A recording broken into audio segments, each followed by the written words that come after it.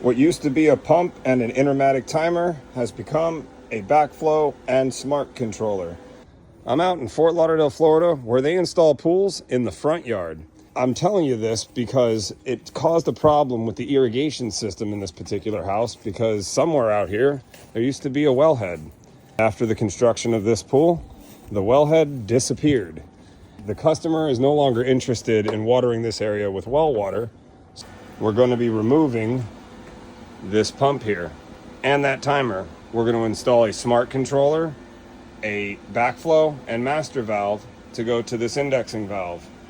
The first thing we're going to do is we're going to see what the customer's existing irrigation system does once we connect it to that indexing valve.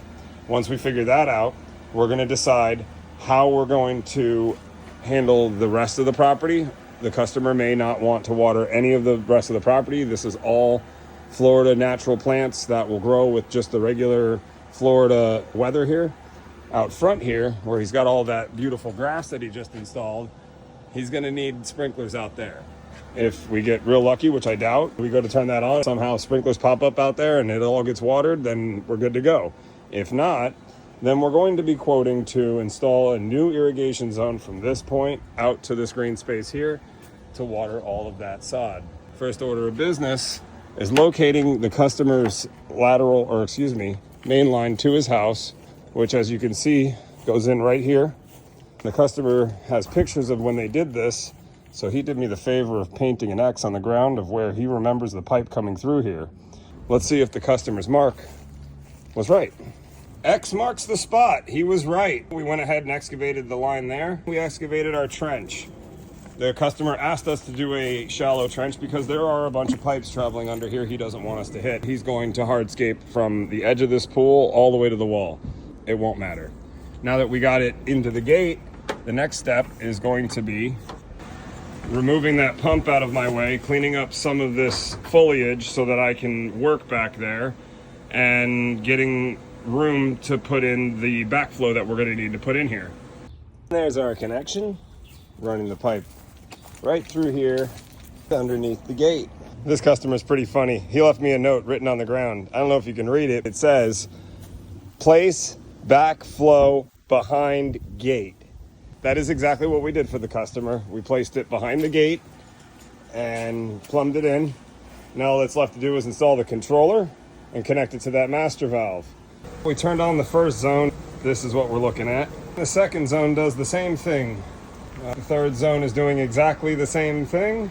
They broke them all right there, every single one of them. This explains the leak we were seeing. There's the indexing valve. That gray conduit is going over to that brand new pool equipment that goes to the brand new pool. So when they installed the pool equipment, they just deleted the entire irrigation system, including the wellhead, which was out there somewhere. If we turn this into a city water system, the next order of business is talking to the client about exactly what he wants to water. Like I mentioned earlier, he wasn't really worried about all of the Florida natural plants that will get watered with the climate we have here. We'll stay nice and healthy. Out here, we're going to need to add a whole zone. As you can see, I put all of this back together. The system is ready to be redesigned as a two-zone system for the front yard. And this is the plan that the landscape architect has come up with. Fun fact, the landscape architect is also the homeowner. The system is up and running. We can go ahead and test by turning on the drip zone here. We'll give it 55 minutes, hit OK. It turns on. What we're going to do is we're going to physically turn off the controller by flipping this switch, which will turn off the power to this face pack and will not allow the system to run. I've also turned off the backflow by turning that lower handle there. So there's no water, no power. We can't lose water. We can't cause any more damage underneath the pavers here. That's why I did that, and how to undo it.